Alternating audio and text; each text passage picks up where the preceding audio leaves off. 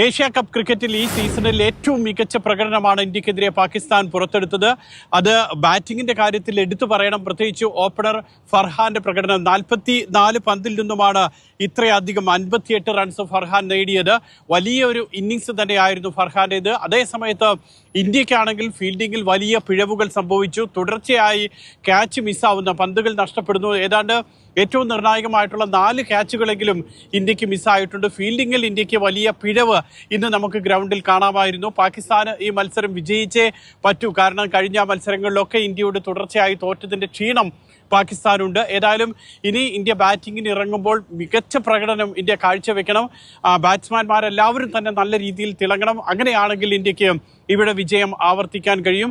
ഏതായാലും കാണികളെ സംബന്ധിച്ചിടത്തോളം ഏറ്റവും ഹരം പകരുന്ന ഒരു മത്സരമാണ് നടന്നുകൊണ്ടിരിക്കുന്നത്. സ്റ്റേഡിയത്തിൽ നല്ല ആൾത്തിരക്ക് ഇന്ന് നമുക്ക് കാണാൻ കഴിയുമായിരുന്നു. അതോടൊപ്പം തന്നെ കനത്ത സുരക്ഷാ സംവിധാനങ്ങളൊക്കെ ഏർപ്പെടുത്തിയിട്ടുണ്ട്.